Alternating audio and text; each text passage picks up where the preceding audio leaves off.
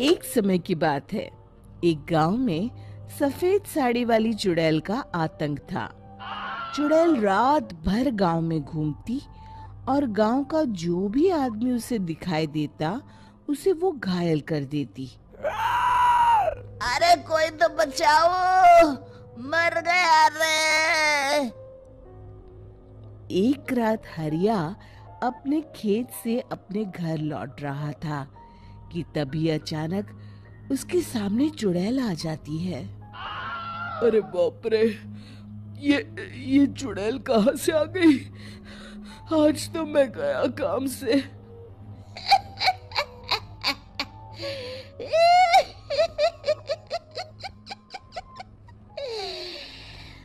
आज मुझे मेरा शिकार मिल गया।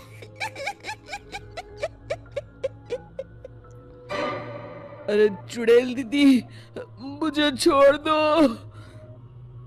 जैसे ही चुड़ैल हरिया की तरफ बढ़ती है, हरिया वहां से भाग जाता है और अपने घर के दरवाजे पे पहुंचता है। अरे भगवान, जल्दी से दरवाजा खोलो, मेरे पीछे चुड़ैल पड़ी है। हरिया की पत्नी जल्दी से दरवाजा खोल देती है। अरे, आप इतना हाफ क्यों रहे हैं? अरे मेरे पीछे चुड़ैल पड़ी है, आज तो मैं बाल बाल बच गया। जल्दी से सभी दरवाजे और सभी खिड़कियों को बंद करके बत्ती बुझा दो। तभी चुड़ैल हरिया के घर के पास पहुंच जाती है। अरे वो आदमी कहाँ गायब हो गया? मैं भी देखती हूँ आखिर कब तक बचेगा। मैं अपने शिकार को इतनी आसानी से नहीं छोड़ती। इतना कहकर चुड़ैल वहां से चली जाती है। वहीं दूसरी तरफ हरिया और उसकी पत्नी दोनों अपने घर की खिड़की से ये सब देख रहे होते हैं। अरे बाप रे, ये तो बड़ी डरावनी चुड़ैल थी। अगले दिन ये बात आग की तरह पूरे गांव में फैल जाती है और धीरे धीरे लोग चुड़ैल के डर के मारे शाम होते ही अपने घरों से बाहर निकलना बंद कर देते हैं। कुछ दिनों के बाद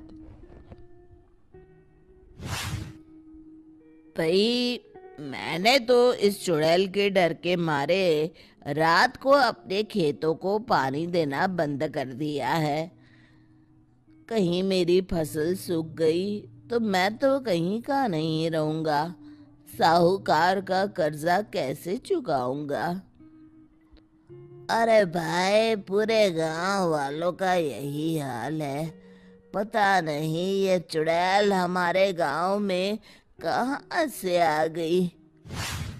फिर एक दिन गांव के पास वाली नदी के किनारे एक बहुत बड़े तांत्रिक के आने की बात कुछ गांव वालों को पता चलती है। वो लोग जाके ये बात गांव के मुखिया को बताते हैं।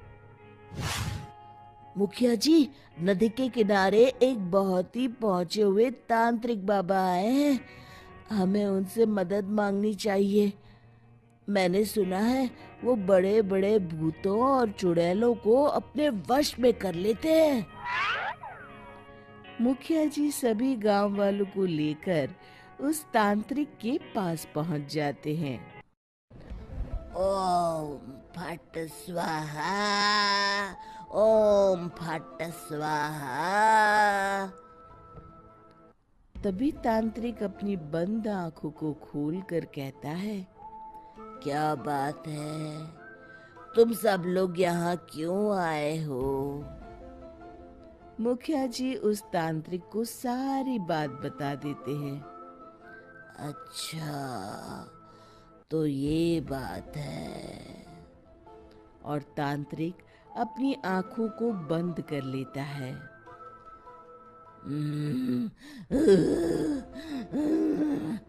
मैं देख रहा हूँ तुम्हारे पूर्वजों ने बहुत पाप किए थे, जिससे ये गांव अब श्रापित हो चुका है। उसी के फल स्वरूप तुम्हारे गांव में चुड़ैल आई है। ये चुड़ैल बहुत खतरनाक है, ये किसी को नहीं छोड़ेगी। हे भगवान, मर गए रे, अब क्या होगा?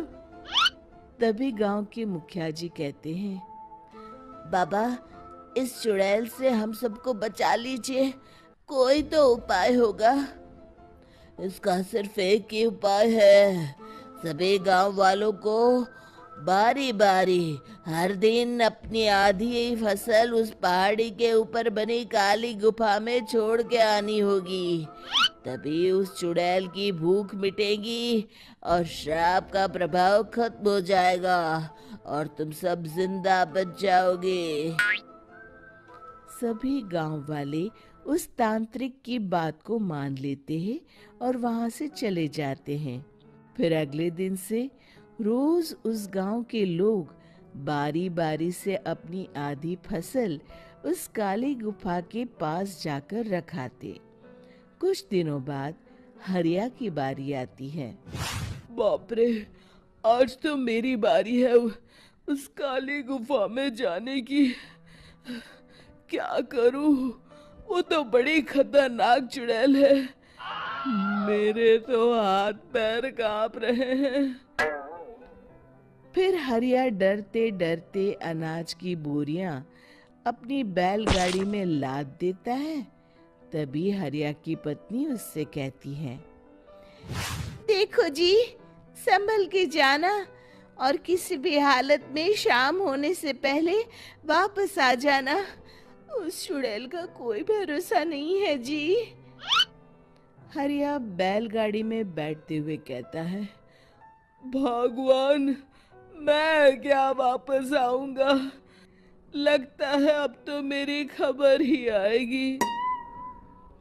इतना कहकर हरिया वहां से चला जाता है। रास्ते में जंगल से गुजरते हुए हरिया की बैलगाड़ी का एक चक्का बड़े गड्ढे में फंस जाता है। हे भगवान, अब ये क्या मुसीबत है? हरिया नीचे उतर के पूरी ताकत से अपनी बैलगाड़ी को गड्ढे से निकालने की कोशिश करता है।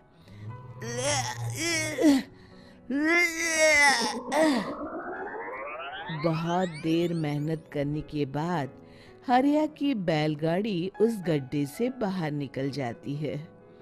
हे भगवान, अब तो शाम होने वाली है। आज तो मैं गया काम से। जैसे तैसे हरिया काली गुफा में पहुंच जाता है। अरे मर गया रे, यहाँ तो चारों तरफ डरावना माहौल है। मैंने यहाँ आने में बहुत देर कर दी, कहीं चुड़ैल नाराज ना हो जाए। हरिया अनाज की बोरियां वहां रख के जैसे ही जाने लगता है, तभी उसे किसी के आने की आवाज सुनाई देती है। हरिया एक कोने में छुपकर अंदर देखने लगता है। चुड़ैल वहां आती है और फिर अपने चेहरे से नकली चुड़ैल का मुखौटा निकाल देती है। हरिया ये देख के हक्का बक्का रह जाता है। तभी चुड़ैल कहती है, भैया यहाँ आना। आज तो बहुत अनाज आया है, इसे मिलाकर अब हमारे पास ढेर सारा अनाज जमा हो गया है। कल ही हम इसे शहर में बेच आएंगे और माला माल हो जाएंगे। तभी अंदर से नदी के किनारे वाला तांत्रिक बाहर आता है। अरे, ये तो तांत्रिक बाबा है। हाँ, अब तो हम दोनों की जिंदगी मजे में कटेगी। गांव वालों को बेवकूफ बनाना इतना भी मुश्किल नहीं था। लोग तो तुम्हें सच में असली चुड़ैल समझते हैं। हाँ, तुमने सही कहा। अब ये गांव वाले चुड़ैल के डर से जिंदगी भर इस काली गुफा में अनाज पहुंचाते रहेंगे। अच्छा, तो ये बात है। ये दोनों पूरे गांव वालों को बेवकूफ बना रहे हैं। अभी जाकर सबको बताता हूँ। हरिया उन दोनों की पूरी बातें सुन लेता है और जल्दी से वापस गांव में आता है। गांव वालों को पूरी बात बता देता है। इससे पहले वो दोनों हमारा अनाज लेकर शहर जाए, हमें उन दोनों को पकड़ना होगा।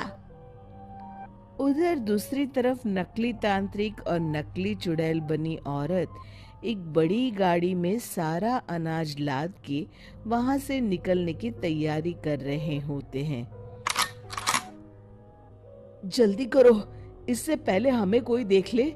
हमें यहाँ से निकलना होगा।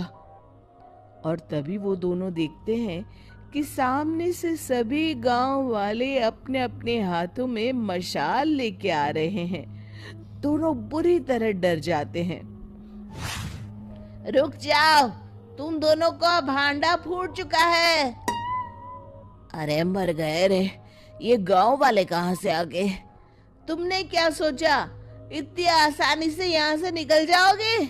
ये अनाज हमने अपने खून पसीने से दिन रात खेतों में मेहनत करके उगाया है। दोनों मुखिया जी के पैरों में गिर जाते हैं। हमें माफ कर दीजिए। हम दोनों एक नंबर के काम चोर हैं। बिना मेहनत किए पैसे कमाना चाहते थे। हाँ हाँ, अब हम आगे से मेहनत मजदूरी करके पैसे कमाएंगे। हमें कुछ मत करना, हमें छोड़ दीजिए। इतना कह के दोनों गांव छोड़ के भाग जाते हैं और सभी गांव वाले फिर से खुशी खुशी रहने लगते हैं।